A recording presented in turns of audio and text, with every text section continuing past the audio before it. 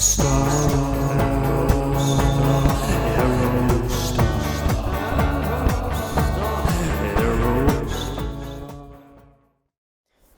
welcome back to Janky AF and another episode of Year of the Aerostar, episode 5.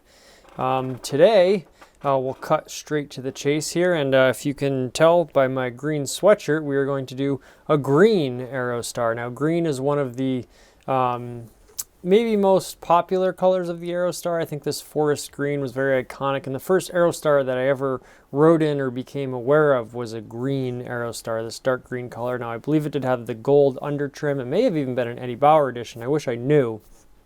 But certainly this forest green has always been largely associated with Aerostars for me, and it's sort of one of the all-time classic colors, and I just think you can't go wrong with it. Excuse me. So here we have a beautiful 1997 Ford Aerostar XLT extended minivan, and we haven't really done too many extended versions yet, so this is an extended one. They do look great in the extended version. They look great all the way around. I think the shorties personally, or the regular style, is a little bit preferential to me just because I like the compactness of them, but certainly the long ones look very, very nice too. They almost look very luxurious in this long body that goes all the way back, swoops over right here in the back. And then of course your very, very pointy nose. It just highlights and accentuates all of the great body lines on the Aerostar already. You have this nice long bumper. And the great thing about the long ones is that you can fit a full 4x8 sheet of plywood on the floor of the vehicle. So you could probably stack 20, 30, 40 sheets in there depending on your thickness of plywood. And that is one of the many great things about the Aerostar, but one of the most practical things about it, there's so few vehicles even today that you can fit a 4x8 sheet of plywood in and actually lay it down flat. Additionally, another amazing thing about the Aerostar was, I don't think this one is, but they also came in all-wheel drive versions, of course. And today, you don't know how many conversations I have with people in 2022 where they say, oh, I love vans. I wish I could get a utility van, but I really want it to be all-wheel drive or four-wheel drive. The four-wheel drive sort of utility van or worker van is still something that's sought after by people. And here the Aerostar was doing it 30 years ago. So that's really, really incredible to me, and it just speaks to the versatility and of the ahead of its timeness of the Aerostar. Now, of course, Ford is making the Transit now, I believe, in an all-wheel drive version. I believe it is quite pricey, so I should mention that. And now with electric trucks coming out and stuff like that, I think this will start to level off. But 30 years on, it's crazy. And of course, I'll make another video about this. But my goal is for Ford to come out with an electric Aerostar. I think the name is perfect. I think the shape of it, retrofuturism, is perfect. I think actually my hot take is that the Cybertruck stole a lot of its styling from the Aerostar. So neither here nor there. That's a separate video, but let's focus on this vehicle in particular. So this is in Warrenton, North Carolina. It's listed for $1,800. It's driven 175,000 miles. It is, of course, this beautiful shade of dark forest green. You're going to get about 20 miles to the gallon in this, which I think is probably pretty accurate. I'm not sure if this is the 3-liter or 4-liter engine, excuse me. We've seen a lot of 1997s recently. It's funny, I see a lot of the bookends of Aerostars. I see a lot of 95 through 97, and I see a lot of, 87 through 91, let's say. The 92, 93, and I can't remember the last time I saw a 94, actually. That's sort of like a weird year that I don't see a lot of for whatever particular reason. 93 is another one of my favorite years, just because I feel like that was when all the updates that would ever happen on the Aerostar were kind of there, but you could still get one with a manual transmission. It was sort of like, right in the middle, in the sort of the heart of the range. It was when everything was going on. You get a sport version, you get a manual version, you get all-wheel drive version, you get an Eddie Bauer version. And through the 12-year span of the Aerostar, those things came and went a little bit. So I happen to like 93. But this is a 97, and This seller wants to trade for a small pickup if possible. Now, I'm not sure why, because, you know, you have a small pickup and a van in this thing. Of course, I get it with a pickup truck, you know, you can carry really tall and awkward objects, but you can fit a lot in this baby, let me tell you. It's a daily driver right now for them, and a particular aesthetic feature of this Aerostar, which is very noteworthy, is well, it says new 15-inch tires, but presumably they're 15-inch tires because they're sitting on these 15-inch wheels. And this is like almost like a turbine style. You see a lot of like late era C3 Corvettes and some other muscle cars. Actually, I was just up at a welding shop today, and the guy had an old Camaro Z28, which was beautiful and had a very similar wheel to this.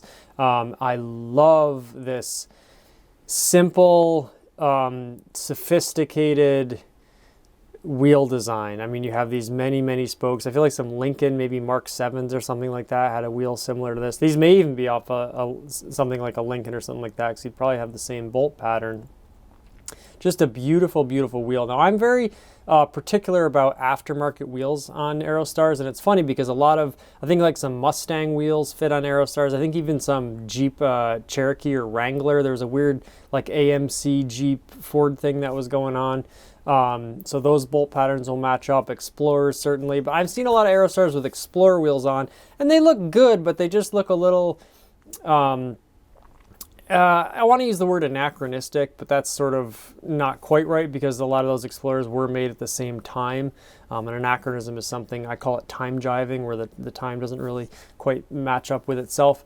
They were period correct, but for whatever reason, it always just, maybe just because I like stock so much, but then again, I love steel wheels. I'm not a stickler for things being 100% total stock, but for whatever reason, from a styling standpoint, I think wheels on an Aerostar just have to sort of look simple, or look, I like a lot of 80s and 90s cars, especially like old Lamborghinis. You see, they weren't these like tiny little thin wheels where you exposed your big brake calipers painted in some fancy color. I like solid purpose-built wheels that could, you know, take a lot of force and just be very practical, and I think these capture that. They're certainly functional. They're not fancy per se, but they have these many spokes, so they have like an air of like refinement to them. So I love these wheels on this Aerostar. I am curious to know from which vehicle they came, or if they're just like an aftermarket one. I think it looks brilliant on this Aerostar, particularly a long version. Your many spokes kind of, I don't know, just work with the length and the sort of dramatic, big, long back side of this, you know, rear 3/4 of this vehicle. So this one is fairly janky. It's, you know, $1,800 for a vehicle with 175,000 miles on it. Not a crazy price, but certainly not the bottom of the barrel. These Aerostars have, as we saw with episode 1, they can go over 300,000 miles if properly maintained. You can always get an engine rebuild. So 175 isn't too bad. I think you'd probably worry even more about your transmission than your engine at this point. But you can get that rebuilt too, you know. So we'll cycle through some of the pictures. Now, there are some things. The passenger window does not work. The door panels are missing. The driver's door handle broke this morning. I'm ordering a new one, they say. I like this description. It seems like straight to the point. And at the end, this is such a big thing with a description. This is why I would go look at a car for this. It says, thanks for looking. Just a little, you know, thanks for looking. Not some, just, you know, like barely a sentence structure, just kind of words thrown together with no prepositions or no articles, or no, you know, no a, no the, no your, no my, just like sort of hammering it out as quickly as you possibly can. If you want to sell a vehicle, put a little time into it and say, you know, thanks for looking. Like, well, thank you for posting this, Aerostar seller. So I like that. I feel like I could engage with this seller in good faith, and maybe you can get a little bit knocked off the price, being as it is a high mileage vehicle with some, you know, interior jankiness going on. You see a little stain in the seat here. Now, they do have a wheel cover. Not a big fan of wheel covers. I do like, I was just driving my 1995 Buick LeSabre today, and a very thin steering wheel. I love a thin steering wheel where you can kind of wrap your hands around it and really, you know, grip the road. So, but of course the wonderful Aerostar steering wheel.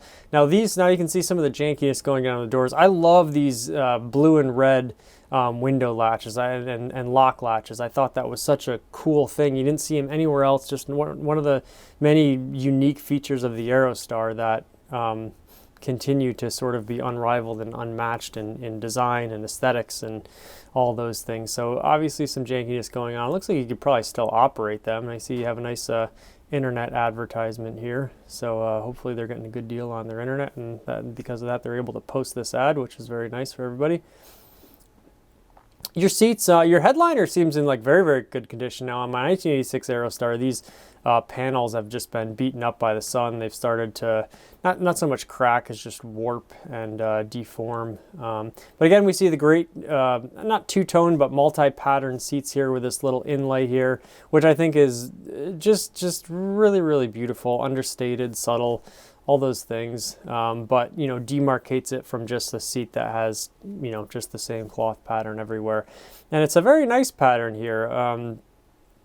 Nothing too fancy, just like sort of like a simple stitch pattern that, you know, differentiates it. I love old school. On my Buick also, these great GM, now obviously this is Ford, but on the Buick they were GM. They say GM in the middle here, these nice Ford, again with the orange, like little splashes of color everywhere. It's very, very beautiful.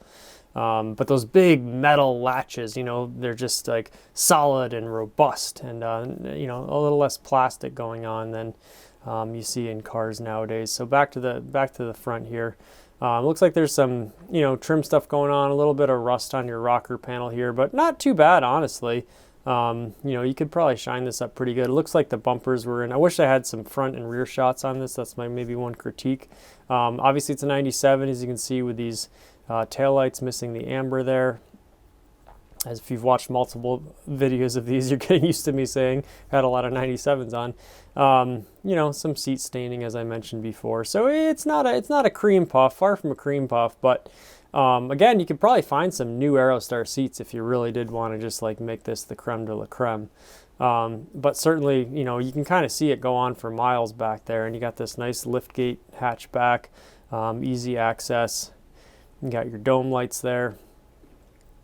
So I think really just a beautiful. Now the other thing about these Aerostars that was kind of cool and maybe a little ahead of their time and not really replicated was the slide out windows. You know, a lot of minivans had the sort of latch that would pop out and you could just open it a little bit and just get a little bit of air in, but these actually are slider windows, which is a great sort of engineering workaround, because a lot, especially with a sliding door or just with a fixed door, you know, a window that's going to go all the way down, well, one from a safety standpoint with kids and stuff, and also it's just like engineering is going to be a little tough. So they have these little pop out latch, and then the window you could slide all the way open, which again, this sort of like industrial utilitarian functionality to the Aerostar in so many different aspects. It really was a well thought out vehicle, I think. You know, they thought of a lot of things, and if you watch some of their promotional videos and read some of their promotional literature, of course it's a promotion, so they're gonna, you know, tell you that it's, you know, the greatest vehicle ever created, which I happen to agree with, but certainly they're prone to maybe a little hyperbole in there. But I will say they really thought about a lot of just little things on this car that all add up and make it, you know, in my opinion, greater than the sum of its parts. So just, you know, another striking, beautiful. Here you see it in a wooded area. Looks like during winter. So, you know, the Aerostar can handle anything. And gosh, just a really beautiful, beautiful. Man, if I had a small truck, I would trade this straight up right now. But there you go. There you have it. Just a wonderful, handsome, dashing forest green in the forest 1997 Aerostar XLT Extended. So, wow. You know, I keep saying to people that doing these things is so hard for me, because every time I want to buy every single one of them, you know. And certainly I would love to tool around in this thing. And, you know, it has a factory roof rack on it. Now you could make that a little bit more robust if you want to carry ladders or something like that. But certainly for skis or bicycles, anything like that, just, you know, another practical function of it. So there you have it. A wonderful 1997 Ford Aerostar XLT extended minivan. So this has been Year of the Aerostar. Please catch us for the next one, and until then, janky do thanky.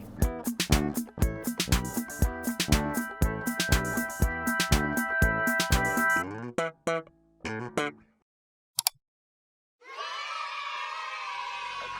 small step for man, one giant leap for mankind.